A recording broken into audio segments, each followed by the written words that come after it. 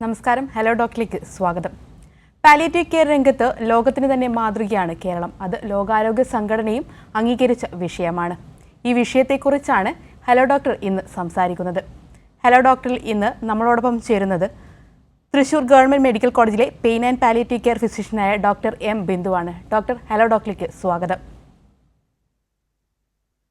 നമസ്കാരം. Doctor, palliative care അഥവാ സാന്ത്വന പരിചരണം എന്ന് പറയുന്നത് എന്താണ്? സാന്ത്വന ചികിത്സ അഥവാ പാലിയേറ്റീവ് കെയർ എന്നുള്ളത് കൊണ്ട് ഉദ്ദേശിക്കുന്നത് അതിഗുരുതരമായ ആരോഗ്യ പ്രശ്നങ്ങളുള്ള രോഗികൾക്ക് മാത്രമല്ല അവരുടെ കുടുംബാംഗങ്ങൾക്കും സീരിയസ് ഹെൽത്ത് റിലേറ്റഡ് സഫറിങ് എന്ന് നമ്മൾ പറയും. രോഗാരോഗ്യ സംഘടന അങ്ങനെയാണ് അതിനെ ഡിഫൈൻ ചെയ്തിരിക്കുന്നത്. അവർക്ക് കൊടുക്കുന്ന സമഗ്രമായ ചികിത്സയാണ് നമ്മൾ പാലിയേറ്റീവ് കെയർ എന്നുള്ളത് കൊണ്ട് ഉദ്ദേശിക്കുന്നത്. അത് രോഗനിർണയം തുടങ്ങുന്ന സമയം തൊട്ട് അത് അവർക്ക് എത്രത്തോളം കാലം ആവശ്യമുണ്ടോ അത്രയും കാലം നമ്മൾ ഈ പരിചരണം നൽകിക്കൊണ്ടിരിക്കുകയും ചെയ്യും. ഈ ഒരു ചികിത്സാ രീതിയുടെ പ്രാധാന്യം അതെന്തൊക്കെയാണ്? സാന്ത്വന ചികിത്സ അഥവാ പാലിയേറ്റീവ് കെയർ നമുക്ക് കൊടുക്കേണ്ട സാഹചര്യങ്ങൾ എങ്ങനെയാണെന്ന് നമുക്കൊന്ന് നോക്കാം. അതായത് പല പല സീരിയസ് ആയിട്ടുള്ള രോഗങ്ങൾ, അതായത് അതിഗുരുതരമായ ആരോഗ്യ പ്രശ്നങ്ങൾ, അത് പലപ്പോഴും പാലിയേറ്റീവ് കെയർ എന്ന് കേൾക്കുമ്പോൾ ആൾക്കാരുടെ മനസ്സിലൊക്കെ ഓടിയെത്തുക ക്യാൻസർ ചികിത്സയുടെ അന്തിമ ഘട്ടം എന്നുള്ള പോലെയാണ്. തീർത്തും അതല്ല. പാലിയേറ്റീവ് കെയർ എന്നുള്ളത് കൊണ്ട് നമ്മൾ ഉദ്ദേശിക്കുന്നത് 100%-ൽ ഒരു 33% രോഗികൾ മാത്രമാണ് ക്യാൻസർ ചികിത്സയുടെ ഭാഗമായിട്ട് പാലിയേറ്റീവ് കെയറിലേക്ക് എത്തുക. അതിസങ്കീർണമായ ആരോഗ്യ പ്രശ്നങ്ങൾ എന്ന് നമ്മളുകൊണ്ട് ഉദ്ദേശിക്കുന്നത് നമുക്കറിയാം. കുട്ടികളിലെ ജനിതക വൈകല്യങ്ങളുമായി ജനിക്കുന്ന കുട്ടികള്, പിന്നെ കുറച്ചുകൂടെ പ്രായമുള്ളവരുടെ ആക്സിഡന്റ് പറ്റി, ട്രോമ പറ്റി, അവരുടെ നാഡീ സംബന്ധമായ തളർച്ച സംഭവിച്ചവര്, അല്ലെങ്കിൽ മുതിർന്നവരിലെ ഹാർട്ട് അറ്റാക്ക്, അതിനുശേഷം സ്ട്രോക്ക്, അല്ലെങ്കിൽ കിഡ്നി സംബന്ധമായ അസുഖങ്ങളുള്ളവർക്ക്, പിന്നെ കുറച്ചുകൂടെ നമ്മുടെ ഇപ്പോഴത്തെ ഒരു പ്രത്യേകത എന്തെന്ന് വെച്ച് കഴിഞ്ഞാൽ പുത്തൻ രോഗങ്ങളുടെ വർധനവുണ്ട്, കാലാവസ്ഥ വ്യതിയാനം കൊണ്ടുണ്ടാകുന്ന രോഗങ്ങളുണ്ട്, ജനസംഖ്യ വൃദ്ധി ഉണ്ടാകുന്ന പ്രശ്നങ്ങളുണ്ട്. അതായത് വാർദ്ധക്യത്തിലുള്ള ആൾക്കാരുടെ എണ്ണം കൂടി വരുന്നു. അപ്പൊ അവർക്കൊക്കെ അതിസങ്കീർണങ്ങളായ രോഗങ്ങളുമുണ്ട്. അപ്പൊ ഇവർക്ക് എല്ലാവർക്കും നമുക്ക് പാലിയേറ്റീവ് കെയർ കൊടുക്കേണ്ടതായിട്ട് വരും. കാരണം അതിനകത്ത് ക്യാൻസർ ചികിത്സ മാത്രമല്ല നമ്മൾ പാലിയേറ്റീവ് കെയർ കൊണ്ട് ഉദ്ദേശിക്കുന്നത്. ഇവർക്കെല്ലാം തന്നെ ഈ സീരിയസ് ഹെൽത്ത് റിലേറ്റഡ് സഫറിങ്, അതായത് അതിഗുരുതരമായ രോഗങ്ങളാൽ പീഡനം അനുഭവിക്കുന്നവർ എന്ന് നമ്മൾ പറയുമ്പോൾ അവർക്ക് ശാരീരിക വേദനകൾ മാത്രമല്ല ഉള്ളത്. അവർക്ക് ഈ ഒരു രോഗിയാണെങ്കിൽ അവർക്ക് ശാരീരിക വേദന മാത്രമല്ല, ഇപ്പൊ ഒരു കുടുംബത്തിലെ ഒരു കുടുംബനാഥനായിരിക്കും അദ്ദേഹം ജോലി ചെയ്ത് കൊണ്ടുവരുന്ന പൈസ വെച്ചായിരിക്കും ആ കുടുംബം പുലർന്നു പോകുന്നത്. ഒരു അസുഖം ബാധിക്കുമ്പോൾ ആ ഒരു കുടുംബനാഥന് ഒരു പ്രശ്നം വരുമ്പോൾ കൂടെ ഉള്ള ഫാമിലി മെമ്പേഴ്സ് അതിന്റെ അവർക്കും ഒരു ദോഷഫലങ്ങൾ ഉണ്ടാകുന്നുണ്ട്. അപ്പൊ നമ്മൾ വെറുതെ ഒരു വേദന കുറയ്ക്കലോ അല്ലെങ്കിൽ അവരുടെ ശാരീരികമായ ഉള്ള പ്രശ്നങ്ങൾക്ക് ഒരു മറുപടി മാത്രമല്ല പാലിയേറ്റീവ് കെയർ. അവരുടെ ജീവിത നിലവാരം മെച്ചപ്പെടുത്തല്, അവർക്ക് മാനസികമായ പിന്തുണ കൊടുക്കല്, അവർ മൊത്തത്തിലുള്ള കുടുംബാംഗങ്ങളുടെ എല്ലാ ആരോഗ്യ സംരക്ഷണം കൂടിയാണ് നമ്മൾ പാലിയേറ്റീവ് കെയർ കൊണ്ട് ഉദ്ദേശിക്കുന്നത്. ഡോക്ടർ ഇപ്പോൾ പറഞ്ഞു കുടുംബാംഗങ്ങൾക്ക് ഏത് തരം, അത് കൗൺസിലിംഗ് ആണോ, അങ്ങനെ ഏത് തരം ഇതാണ് പാലിയേറ്റീവ് കെയർ കൊണ്ട് കിട്ടുന്ന ഗുണങ്ങൾ എങ്ങനെയാണ്? തീർച്ചയായിട്ടും. അതായത് ഞാൻ നേരത്തെ പറഞ്ഞ പോലെ ഒരു ഗൃഹനാഥന്റെ കാര്യം തന്നെ എടുക്കാം. അപ്പൊ അദ്ദേഹത്തിനെ പരിചരിക്കാനും അദ്ദേഹത്തിന്റെ സഹധർമ്മിണിയായിരിക്കും, അല്ലെങ്കിൽ മക്കളായിരിക്കും ഉള്ളത്. അവർക്കും ചിലപ്പോൾ ജോലിക്ക് പോകാൻ പറ്റത്തില്ല, അദ്ദേഹം വയ്യാതെ കിടക്കുന്നത് കൊണ്ട്. അപ്പം എല്ലാവർക്കും മാനസികമായിട്ടുള്ള ബുദ്ധിമുട്ടുകൾ അനുഭവപ്പെടാം. അപ്പൊ അവർക്ക് അതൊരു പുറത്തു പറയാൻ പോലും അവർക്ക് അറിയില്ലായിരിക്കും എന്താണ് ഞങ്ങളുടെ പ്രശ്നം യഥാർത്ഥത്തിൽ നിന്ന്. നമ്മൾ ചിലപ്പോൾ അവരുടെ ആ വൈഷമ്യം, ഉറക്കമില്ലായ്മ, വിശപ്പില്ലായ്മ, വേദന, ശാരീരികമായിട്ടുള്ള ബുദ്ധിമുട്ടുകൾ മാത്രമായിരിക്കും നമ്മൾ ചിലപ്പോൾ ആദ്യമേ ഒന്ന് കാണുന്നത്. പക്ഷെ അവരുമായിട്ട് കുറച്ചു നേരം നമ്മൾ ഇരുന്ന് സംസാരിച്ചു കഴിയുമ്പോൾ നമുക്ക് മനസ്സിലാകും ഈ ഒരു വേദന മാത്രമല്ല, അതായത് വേദനയ്ക്ക് 4 ഘടകങ്ങളുണ്ട്. അപ്പൊ ആ ഘടകങ്ങളെല്ലാം നമ്മൾ മുന്നിലോട്ട് എടുത്തോണ്ടാണ് ഈ പാലിയേറ്റീവ് കെയർ നമ്മൾ നടപ്പിലാക്കുന്നത്. അതായത് ശാരീരികമായിട്ടുള്ള വേദന, മാനസികമായിട്ടുള്ള വ്യഥകള്, പിന്നെ ആത്മീയമായിട്ടുള്ള സംഘർഷങ്ങൾ. അതായത് എന്തിന് എനിക്ക് ഈ രോഗം വന്നു, ഞാൻ ആർക്കും ഒരു ദോഷം ചെയ്തിട്ടില്ലല്ലോ, അങ്ങനെയുള്ള ചിന്തകളുള്ളവരുണ്ടല്ലോ, ഞാൻ എല്ലാവർക്കും ഗുണം ചെയ്തിട്ട് എനിക്കിത് എങ്ങനെ വന്നു. അപ്പൊ ആ കാര്യങ്ങൾ ഒരു കുടുംബാംഗങ്ങൾക്കും ഇതേ തോതിൽ തന്നെ വരാം. പിന്നെ സാമൂഹികമായിട്ട് അവർക്ക് അവരുടെ വീട്ടിലേക്കുള്ള വരവ് നിലച്ചിരിക്കുകയാണ്. അപ്പോൾ ചെലവുകൾ എങ്ങനെ കഴിയും? അപ്പൊ ആ ഒരു തലത്തില് കുട്ടികളുടെ പഠനം വരെ മുടങ്ങിപ്പോയേക്കാം. അപ്പൊ ആ ഒരു തരത്തിൽ നമുക്ക് എല്ലാ തരത്തിലും ഇടപെടാൻ പറ്റും പാലിയേറ്റീവ് കെയറിലൂടെ. കാരണം പലർക്കും അറിവില്ലായ്മയാണ്. അതായത് പലതരം സ്കീമുകൾ ഉണ്ടാകും, അതിൽ ഇവരെ ഉൾപ്പെടുത്താൻ പറ്റും. പിന്നെ കുട്ടികളുടെ പഠനത്തിനാണെങ്കിലും നമുക്ക് പല പല സ്കീമുകൾ, സോഷ്യൽ വർക്കേഴ്സ്, സൈക്കോളജിസ്റ്റുകള്, അങ്ങനെ തുടർന്നുള്ള ഒരുപാട് പേരുടെ സേവനങ്ങൾ ഉപയോഗിച്ച് നമുക്ക് ഇവരുടെ ജീവിത നിലവാരം ഉയർത്താൻ പറ്റും. അതാണ് കുടുംബാംഗങ്ങൾക്കുള്ള പാലിയേറ്റീവ് കെയർ. ഡോക്ടർ, വ്യക്തമാണ്. അതുപോലെ തന്നെ ഏതൊക്കെ ചികിത്സാ രീതികളാണ് പാലിയേറ്റീവ് കെയറിലൂടെ നൽകുന്നത് ഇപ്പോൾ? തീർച്ചയായിട്ടും ഞാൻ നേരത്തെ പറഞ്ഞ പോലെ അതിനെ നമുക്ക് വീണ്ടും നാലായിട്ട് തന്നെ വിഭജിച്ച് എടുക്കേണ്ടി വരും. കാരണം എന്ന് വെച്ച് കഴിഞ്ഞാൽ ഒരു 100 രോഗികൾ വന്നെന്നിരിക്കട്ടെ, അതില് എല്ലാ തരത്തിലുള്ള വിഭാഗക്കാരും ഉണ്ടാവും. കുട്ടികള്, മുതിർന്നവര്, വാർദ്ധക്യത്തിലുള്ളവര്. അതിൽ തന്നെയും രോഗത്തിന് നമ്മൾ 100 പേര് വന്നു കഴിഞ്ഞാൽ ഒരു 30-35% ഉള്ളൂ ഞാൻ നേരത്തെ പറഞ്ഞ പോലെ ക്യാൻസർ ചികിത്സയുടെ ഭാഗമായിട്ട് വരുന്നവര്. ബാക്കിയെല്ലാം, അതായത് ഏറിയ തോതും നേരത്തെ ഞാൻ പറഞ്ഞ പോലെ ക്യാൻസർ അല്ല, ക്യാൻസർ ഇതര രോഗങ്ങളുടെ ചികിത്സയ്ക്ക് വരുന്നവരാണ്. അപ്പൊ അവർക്ക് നമുക്കിപ്പോ നേരത്തെ പറഞ്ഞ പോലെ ഒരു കുട്ടിയുടെ കാര്യം എടുത്തു കഴിഞ്ഞാൽ ജനിതകമായിട്ടുള്ള പ്രശ്നങ്ങൾ, കിഡ്നി, ഹാർട്ട്, അല്ല വൈകല്യങ്ങളുമായിട്ട് ഉണ്ടാകുന്ന കുട്ടികളാകുമ്പോഴത്തേക്ക് അവർക്ക് ദീർഘകാല ചികിത്സ എടുത്ത് അവരുടെ കുടുംബാംഗങ്ങൾക്ക് വളരെയധികം സാമ്പത്തികവും മാനസികവും ഇല്ലായിട്ടുള്ള സംഘർഷങ്ങളുമായിട്ടായിരിക്കും അവർ വരുന്നത്. അപ്പൊ കുട്ടികൾക്കാണെങ്കിൽ നമുക്കിപ്പം പിന്നെ നമുക്കറിയാം പല പല പദ്ധതികളുണ്ട്. അവർക്ക് അവരുടെ ചികിത്സാ പദ്ധതികളുണ്ട് കുട്ടികൾക്ക്. അപ്പൊ അതൊക്കെ നമുക്ക് അവർക്ക് പരിചയപ്പെടുത്തി കൊടുത്ത് അതിലൊക്കെ അവരെ ഉൾപ്പെടുത്തി നമുക്ക് ചികിത്സ കുറെയൊക്കെ ഫ്രീ ആക്കി കൊടുക്കാൻ പറ്റും, താലോലം പദ്ധതികൾ പോലെ. അപ്പൊ ക്യാൻസർ നമുക്കറിയാം കാരുണ്യ പദ്ധതി പോലെ പല പല പദ്ധതികളും ഉണ്ട്. ഹാർട്ടിന്റെ അസുഖങ്ങൾക്കും അതുപോലെ തന്നെയുണ്ട്. ഇതേപോലെ തന്നെ വാർദ്ധക്യത്തിലുള്ളവർക്കും ഇപ്പൊ പല പല പദ്ധതികൾ നമ്മൾ നടപ്പിലാക്കി വരുന്നുണ്ട്. ഇന്ത്യ ഗവൺമെന്റും കേരള ഗവൺമെന്റും ഇതിന് ഒരുപാട് പദ്ധതികൾ രൂപീകരിച്ചിട്ടുണ്ട്. പിന്നെ ഞാൻ പറഞ്ഞ പോലെ ഈ നമ്മൾ രോഗങ്ങളുടെ കാര്യങ്ങൾ എടുത്താൽ ഈ നോൺ ക്യാൻസർ രോഗങ്ങളും ക്യാൻസർ രോഗങ്ങളും ഉണ്ട്. അതിന് നമ്മൾക്ക് വേദനകൾക്ക് വേണ്ടിയിട്ട് നമുക്ക് മരുന്നുകൾ ഉപയോഗിക്കാം. അത് വായിൽ കൂടി ഉള്ള മരുന്നുകളാവാം, ഇഞ്ചക്ഷൻസ് ആകാം, അല്ലെങ്കിൽ നമ്മൾ നാഡികളുടെ ചുറ്റിനുമുള്ള ഇഞ്ചക്ഷൻസ് കൊടുക്കലാകാം, അല്ലെങ്കിൽ നമുക്ക് അവർക്ക് അതായത് നമുക്ക് തരിപ്പിക്കുന്ന പോലത്തെ ഇഞ്ചക്ഷൻസ് ആകാം, അല്ലെങ്കിൽ പ്രത്യേക യന്ത്രങ്ങൾ ഉപയോഗിച്ച് അവരുടെ നാഡികൾക്ക് വേദന കുറയ്ക്കുന്ന, അങ്ങനെ പലതരം ഈ വേദനയ്ക്കുള്ള തന്നെ ചികിത്സാ രീതികളുണ്ട്. ഇപ്പൊ നേരത്തെ പറഞ്ഞ തളർന്നു പോയവര്, അവർക്ക് നമ്മൾക്ക് ഫിസിയോതെറാപ്പി പോലെയുള്ള യൂണിറ്റുകളുടെ സേവനം എടുത്തിട്ട് അവർക്ക് ഫിസിയോതെറാപ്പി കൊടുക്കുന്നതും അവർ പാലിയേറ്റീവ് കെയറിൽ വരും. അവർക്ക് ക്രച്ചസ് കൊടുക്കുന്നത്, അവരെ നടക്കാൻ പഠിപ്പിക്കുന്നത്, അങ്ങനെയുള്ള കാര്യങ്ങളെല്ലാം നമുക്ക് വീൽ ചെയർ, അവർക്ക് എങ്ങനെ ജീവിതം മുന്നോട്ട് കൊണ്ടുപോകാൻ പറ്റും എന്നുള്ളതിന് നമുക്ക് അവരെ ട്രെയിനിങ് കൊടുക്കാൻ പറ്റും. ഒക്യുപേഷണൽ തെറാപ്പി, ഇങ്ങനെ ഫിസിയോതെറാപ്പിക്ക് ഒരു വലിയ റോളുണ്ട്.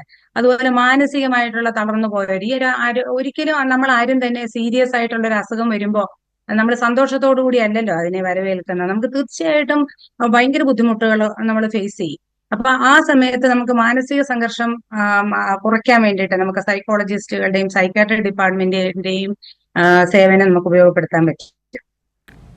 അതുപോലെ സാമൂഹികമായിട്ട് നേരത്തെ പറഞ്ഞ പോലെ പല പല നമുക്ക് നമ്മുടെ ഗവൺമെന്റ് തലത്തിലുള്ള സ്ഥാപനങ്ങളും ഉണ്ട്, നോൺ ഗവൺമെന്റൽ ഓർഗനൈസേഷൻസും ഉണ്ട്.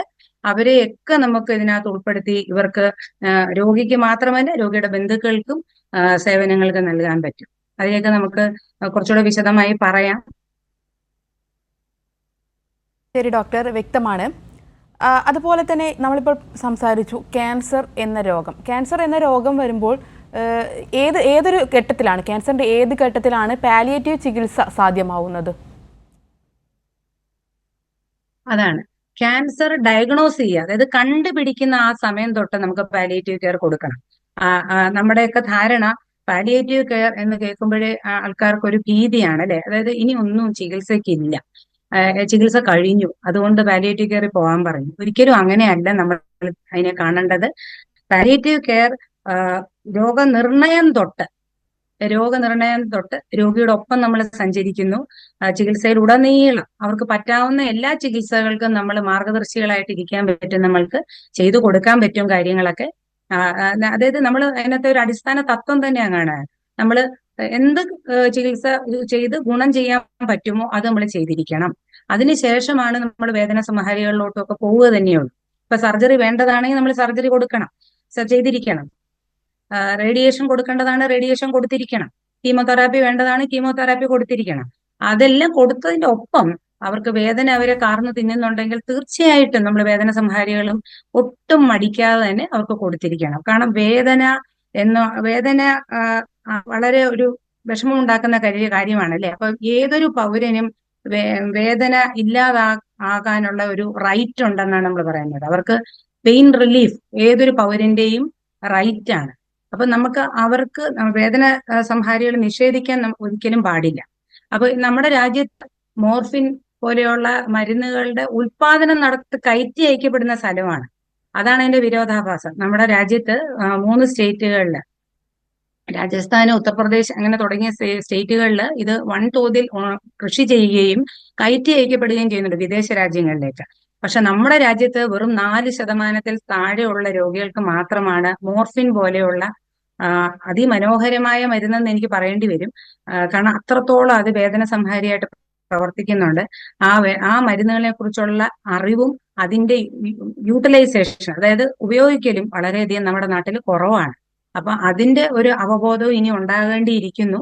അതിപ്പം വളരെയധികം മെച്ചപ്പെട്ടു വരുന്നുണ്ട്. അതാണ് ഒരു ചികിത്സ, വേദന സംഹാരികൾ ഞാൻ പറയാം. ഇനി ഞാൻ നേരത്തെ പറഞ്ഞ പോലെ തന്നെ അവർക്ക് വേദന എന്ന് പറഞ്ഞാൽ ഫിസിക്കൽ, അതായത് ശാരീരിക ബുദ്ധിമുട്ടുകൾ മാത്രമല്ല അവർക്ക് ഉണ്ടാകുന്നത്. അവരുടെ മാനസികം, അവരുടെ ആത്മീയം, അവരുടെ സാമൂഹികം, ഇതിനെല്ലാം നമ്മൾ കൺസിഡറേഷൻ കൊടുക്കണം. ഓക്കെ ഡോക്ടർ, വ്യക്തമാണ്. ഇപ്പോൾ നമ്മളോടൊപ്പം ഒരു പ്രേക്ഷക കൂടി ചേരുന്നുണ്ട്. ആനയറയിൽ നിന്നും ദീപ്തി ഡോക്ടറോട് ചോദിച്ചോളൂ.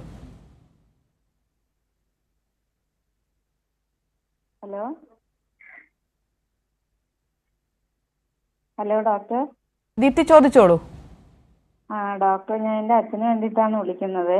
അപ്പൊ എൻ്റെ അച്ഛന് ഒരു 5-6 വർഷമായിട്ട് സ്ട്രോക്ക് വന്നിട്ട് ഇങ്ങനെ ഒരു വശം ഇങ്ങനെ തളർന്നിട്ട് നടക്കാൻ വലിയ ബുദ്ധിമുട്ടാണ്. അപ്പൊ അതുകൊണ്ട് എന്തെങ്കിലും പാലിയേറ്റീവ് കെയറിന് എന്തെങ്കിലും സഹായം കിട്ടുമെന്ന് ചോദിക്കാനാണ്. തീർച്ചയായിട്ടും നിങ്ങൾക്ക് അവിടുത്തെ മെഡിക്കൽ കോളേജിലും ഉണ്ട്. ഇപ്പൊ നേരത്തെ പറഞ്ഞ പോലെ നമ്മള് 2 തരം ഹെൽത്ത് സർവീസസ് ആണ് നമുക്കുള്ളത്. ഒന്ന് നമ്മുടെ ആരോഗ്യ വകുപ്പിന്റെ കീഴിൽ DHSന്റെ കീഴിലുള്ള PHC മുതൽ ജില്ലാ ആശുപത്രികൾ വരെയുള്ള ഗവൺമെന്റ് ആശുപത്രികളും, സർക്കാർ തലത്തിൽ നമ്മുടെ DME എന്ന് പറയുന്ന മെഡിക്കൽ എഡ്യൂക്കേഷന്റെ കീഴിലുള്ള മെഡിക്കൽ കോളേജുകളിലും എല്ലായിടത്തും തന്നെയും ഇപ്പൊ പാലിയേറ്റീവ് കെയർ OP ക്ലിനിക്കുകളും IP ക്ലിനിക്കുകളും ഫംഗ്ഷൻ ചെയ്യുന്നുണ്ട്. അതുകൂടാതെ നിങ്ങൾക്ക് അവിടെ രജിസ്റ്റർ ചെയ്യാം. അതുകൂടാതെ നോൺ ഗവൺമെന്റൽ ഓർഗനൈസേഷൻ അല്ലെങ്കിൽ കമ്മ്യൂണിറ്റി ബേസ്ഡ് ഓർഗനൈസേഷൻ, CBOs എന്നൊക്കെ പറയും, ട്രിവാൻഡ്രം പോലെയുള്ള സ്ഥലങ്ങളിൽ പാലിയം ഇന്ത്യ പോലെയുള്ള അതിശ്രേഷ്ഠമായ ഓർഗനൈസേഷൻസ് ഉണ്ട്. അവിടെ നിങ്ങൾക്ക് രജിസ്റ്റർ ചെയ്യാം. രജിസ്റ്റർ ചെയ്യുന്ന മുറയ്ക്ക് നിങ്ങൾക്ക് വീട്ടിൽ വന്ന് നിങ്ങൾക്ക് കാര്യങ്ങൾ പഠിപ്പിച്ചു തരും. രോഗിയുടെ ബുദ്ധിമുട്ടും രോഗിയെ പരിചരിക്കുന്നവർക്കുള്ള എന്താ പറയാ ഒരു ട്രെയിനിങ്ങും എല്ലാം അവർ തരും. മരുന്നും എല്ലാം കിട്ടും. പിന്നെ ഗവൺമെന്റ് തലത്തിലാണെങ്കിലും അതെ, മരുന്നുകൾ ഞാൻ നേരത്തെ പറഞ്ഞ പോലെ പ്രൈമറി ഹെൽത്ത് സെന്ററിൽ രജിസ്റ്റർ ചെയ്താൽ ആദ്യമേ കമ്മ്യൂണിറ്റി നേഴ്സ് വന്ന് നിങ്ങളുടെ കാര്യങ്ങൾ, കിടപ്പ് രോഗികൾക്ക് പ്രത്യേകിച്ചും ഉണ്ട്. അത് അവിടെ ആശാ വർക്കർ വരുന്നുണ്ടാവുമല്ലോ അല്ലെ, PHCന്ന്?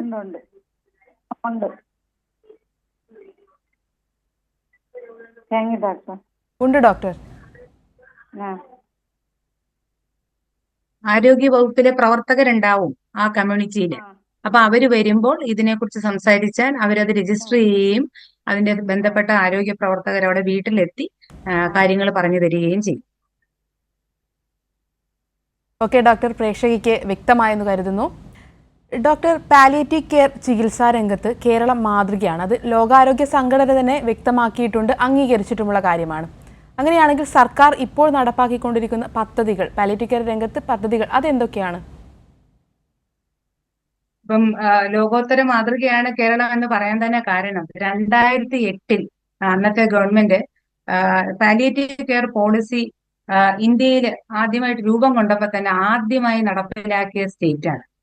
അതിനുശേഷം പല പല മാറ്റങ്ങളും കാലാനുസൃതമായിട്ട് വന്നുകൊണ്ട് വരും. അപ്പം 2019 നമ്മുടെ ബഹുമാനപ്പെട്ട ആരോഗ്യവകുപ്പ് മന്ത്രി ശ്രീമതി വീണ ജോർജിന്റെ നേതൃത്വത്തിൽ പത്മശ്രീ നേടിയ നമ്മുടെ ബഹുമാന്യനായ രാജഗോപാൽ സാർ, അദ്ദേഹം പാർലമെന്റിയുടെ ഇപ്പോൾ എമറിറ്റസ് പ്രൊഫസറാണ്. അദ്ദേഹത്തിനെ നമ്മൾ പറയുന്നത് മോഡേൺ പാലിയേറ്റീവ് മെഡിസിന്റെ ഫാദർ എന്നാണ്. അദ്ദേഹത്തിന്റെ നേതൃത്വത്തിൽ സ്റ്റേറ്റ് ഒട്ടാകെ നമുക്ക് പാലിയേറ്റീവ് കെയർ പോളിസി എങ്ങനെ നടപ്പിലാക്കാം എന്തൊക്കെ പദ്ധതികൾ അതിനകത്ത് ഉൾപ്പെടുത്താം എന്നൊക്കെ പറഞ്ഞിട്ട് ഒരു പുതിയ പോളിസി രൂപീകരിക്കുകയും അത് നടപ്പിലാക്കുകയും ചെയ്യും. അതനുസരിച്ച് നോക്കിയാൽ കേരളത്തിലെ പാലിയേറ്റീവ് കെയർ ആവശ്യമുള്ള ഏതൊരു പൗരനും ഉന്നത നിലവാരമുള്ള പാലിയേറ്റീവ് കെയർ അവരുടെ വീടുകളിൽ എത്തിക്കുക എന്നുള്ളതാണ് നമ്മുടെ ലക്ഷ്യം. നേരത്തെ പറഞ്ഞ പോലെ ഒരു രോഗിക്ക് ഒരു വോളണ്ടിയർ ഉണ്ടാവണം എന്നുള്ള തലത്തിലേക്ക് നമ്മളുടെ സംസ്ഥാനം വളരണം എന്നുള്ളതാണ് നമ്മുടെ ഹെൽത്ത് കെയർ പോളിസിയുടെ, നമ്മുടെ പാലിയേറ്റീവ് ഹെൽത്ത് കെയർ പോളിസിയുടെ നിശ്ചയം. അങ്ങനെയാണ് നിശ്ചയിച്ചിരിക്കുന്നത്. മറ്റേ താഴോട്ടുള്ള ക്വസ്റ്റ്യൻ ഒന്നുകൂടെ ചോദിച്ചോളൂ, ഞാൻ വിട്ടുപോയി. ഡോക്ടർ, അതുപോലെ തന്നെ ഈ ഒരു രംഗത്ത് നമ്മുടെ പദ്ധതികൾ, കേരളത്തിന്റെ പദ്ധതികൾ എന്തൊക്കെയാണ് ഭാവി പരിപാടികൾ? ഓക്കെ. അതാണ് ഞാൻ നേരത്തെ പറഞ്ഞ പോലെ നമ്മുടെ ആരോഗ്യവകുപ്പിൽ 2 സർവീസസ് ഉണ്ട്. ആരോഗ്യവകുപ്പില് ഒന്ന് ഡയറക്ടർ ഓഫ് ഹെൽത്ത് സർവീസിന്റെ കീഴിലുള്ള നമ്മുടെ പ്രാഥമിക ആരോഗ്യ കേന്ദ്രങ്ങൾ തൊട്ട് ജില്ലാ തല ആശുപത്രികൾ വരെ, അതായത് PHC, CHC, താലൂക്ക് ഹോസ്പിറ്റല്, ജില്ലാ ആശുപത്രികൾ. അതുപോലെ DME മെഡിക്കൽ എഡ്യൂക്കേഷൻ ലെവലിൽ, അതായത് കുട്ടികളെ പഠിപ്പിക്കുന്ന മെഡിക്കൽ കോളേജ് ലെവൽ. ഇങ്ങനെ 2ആയിട്ടാണ് നമ്മുടെ ആരോഗ്യവകുപ്പിന്റെ കീഴില് സ്ഥാപനങ്ങളുള്ളത്. അതില് DHSന്റെ കീഴില് വളരെ വളരെ ബൃഹത്തായ പദ്ധതികളാണ് ഉള്ളത്. അതായത് അവരെ എടുത്തു കഴിഞ്ഞാൽ പ്രൈമറി ഹെൽത്ത് സെന്ററിൽ അതിന് പ്രൈമറി ലെവൽ നോക്കിയാൽ താല്പര്യമുള്ള എല്ലാ വോളണ്ടിയേഴ്സിനും ട്രെയിനിങ് കൊടുക്കുന്നുണ്ട്. അതായത് അതിനകത്ത് ആരുമാകാം, അതായത് ഈ പാലിയേറ്റീവ് കെയർ കൊടുക്കാൻ സന്നദ്ധതയുള്ള ആർക്കും അവർ വോളണ്ടിയേഴ്സിന് ട്രെയിനിങ് ഉണ്ട്. PHC primary level. സെക്കൻഡറി ലെവലിൽ നോക്കിക്കഴിഞ്ഞാൽ നമ്മൾ പ്രൊഫഷണൽ സ്റ്റുഡൻസ്, അതിനകത്ത് കേവലം നഴ്സിംഗ് ഓർ MBBS സ്റ്റുഡൻസ് അല്ല നമ്മൾ ഉദ്ദേശിക്കുന്നത്, പാരാമെഡിക്കൽ എല്ലാവരും തന്നെ, അതായത് ഇപ്പം ലാബ് ടെക്നീഷ്യന് അല്ലെങ്കിൽ എന്ത് വിഭാഗത്തിലുള്ളവരെ എടുത്താലും, ഇപ്പം ഫിസിയോതെറാപ്പിസ്റ്റ് എടുത്തു കഴിഞ്ഞാൽ അവർക്ക് എല്ലാവർക്കും ട്രെയിനിങ്. അതുകൂടാതെ എഞ്ചിനീയറിംഗ് സ്റ്റുഡൻസിനും അവരുടെ ഇടയിലൊക്കെ ഒരുപാട് വോളണ്ടിയേഴ്സ് ഉണ്ട്. ഇപ്പൊ നേരത്തെ ഞാൻ പ്രൈമറി തലത്തിലെ വോളണ്ടിയർ കൊണ്ട് ഉദ്ദേശിച്ചത് പോലീസ് അങ്ങനെയുള്ളവരെയാണ്. അപ്പൊ അവർക്കൊക്കെ 3 ദിവസത്തെ ട്രെയിനിങ് ആണുള്ളത്. സെക്കൻഡറി തലത്തിൽ വരുമ്പോഴത്തേക്കും അത് ദിവസങ്ങളുടെ എണ്ണം കൂടും. 10 ദിവസം മുതൽ കൂടുതൽ ദിവസത്തേക്ക് വരെ അവരുടെ ട്രെയിനിങ് വ്യാപിക്കാം. പിന്നെ അത് കഴിഞ്ഞ് നമ്മൾ ടെർഷറി കെയർ ലെവലിലോട്ട് വരുമ്പോൾ, അതായത് വലിയ ആശുപത്രികളിലോട്ട് വരുമ്പോൾ യഥാർത്ഥ ട്രെയിനിങ്, അതായത് ഇപ്പോഴത്തെ കണക്കനുസരിച്ച് ഒരു CHCയില്, അതായത് കമ്മ്യൂണിറ്റി ഹെൽത്ത് സെന്ററിൽ ഒരു ഡോക്ടറും ഒരു നഴ്സും പാലിയേറ്റീവ് കെയറിൽ നിശ്ചയമായിട്ടും അഥവാ നിർബന്ധമായിട്ടും ട്രെയിൻഡ് ആയിരിക്കണം എന്നുള്ളതാണ് ഇപ്പോഴത്തെ പോലെ. ഇപ്പൊ എല്ലാവരെയും സ്റ്റെപ്പ് വൈസ് ആയിട്ട് ട്രെയിൻ ചെയ്തുകൊണ്ടിരിക്കുകയാണ്. അതാണ് അവിടുത്തെ ഇനി അതുപോലെ കുറച്ചുകൂടെ താല്പര്യമുള്ളവർക്ക് 6 ആഴ്ചത്തെ ട്രെയിനിങ് ഉണ്ട്. അതെല്ലാം ഗവൺമെന്റ് അവരുടെ ശമ്പളത്തോടു കൂടി ഓൺ ഡ്യൂട്ടി ആയിട്ട്, ലീവല്ല, അവർക്ക് ഓൺ ഡ്യൂട്ടി ആയിട്ട് ശമ്പളത്തോടു കൂടിയാണ് അവരെ ട്രെയിനിങ്ങിന് താല്പര്യമുള്ളവരെ വിടുന്നത്. അപ്പം അതുകൂടാതെ ഞാൻ നേരത്തെ പറഞ്ഞ പോലെ ഓരോ രോഗികളും നേരത്തെ പറഞ്ഞ പോലെ കമ്മ്യൂണിറ്റി ആയിട്ട് തിരിച്ചിരിക്കുക നമ്മൾ. അത് നെറ്റ്വർക്ക് നെയ്ബർഹുഡ് പാലിയേറ്റീവ് കെയർ എന്ന് പറയും, NNPC എന്ന് പറയും നമ്മളതിനെ. അതായത് എപ്പോഴും നമുക്കറിയാലോ, ഒരു പൗരനിൽ നിന്ന് ഒരു കുടുംബത്തിൽ നിന്ന് ഒരു കുറച്ച് കൂട്ടായ്മ, കുറെ കുടുംബം ആകുമ്പോഴത്തേക്കാണ് എന്താ പറയുക, നമ്മൾ ഒരു ഹൗസിംഗ് കോളനി പോലെ, അങ്ങനെ കുറെ ഹൗസിംഗ് കോളനി കയറുമ്പോൾ ഒരു കമ്മ്യൂണിറ്റി ആവും. അപ്പൊ അതുപോലെ തന്നെയാണ് ഓരോ വോളണ്ടിയേഴ്സും. അവിടെ ഒരു ആശാ വർക്കർ ഉണ്ടാവും, 1000 ആൾക്കാർക്ക് ഒരു ആശാ വർക്കർ ഉണ്ടാവും. ആ ആശാ വർക്കർക്ക് ഇവരുടെ എല്ലാ ഡീറ്റെയിൽസും അറിയാം. അവര് ഇതെല്ലാം ഓരോ സ്പെഷ്യൽ ആപ്സ് ഒക്കെ അവർക്ക് കൊടുത്തിട്ടുണ്ട്. അതുവഴി അവര് ഓരോ രോഗിയുടെയും ഡീറ്റെയിൽസ് എൻട്രി ചെയ്ത് കൊടുക്കും. ഇതെല്ലാം നമ്മൾക്ക് കളക്ഷൻ ഉണ്ട്, ഓരോ സെന്ററുകളിലും കളക്ഷൻ ഉണ്ട്. അത് ആവശ്യമുള്ളെങ്കിൽ അത് കൂടുതൽ മേപ്പോട്ട് പോകും അതിന്റെ കാര്യങ്ങൾ. അപ്പൊ ഇവരെ രജിസ്റ്റർ ചെയ്യുകയും അവരുടെ കമ്മ്യൂണിറ്റി നഴ്സ് ആദ്യമേ ഇവരുടെ സേവനത്തിന് എത്തുകയും അതിനെ തുടർന്ന് കൂടുതൽ സേവനങ്ങൾ ആവശ്യമുണ്ടെങ്കിൽ അത് അടുത്ത ലെവലിലോട്ട് പോവുകയും ചെയ്യും. ഇങ്ങനെ ഘട്ടം ഘട്ടമായിട്ട് തിരിച്ചാണ് നമ്മൾ DHS ലെവലിലെ ട്രെയിനിങ് നടക്കുന്നത്. അതുപോലെ തന്നെ ഹലോ ഡോക്ടറിന്റെ സമയ പരിമിതി മൂലം ഇടപെടുകയാണ്.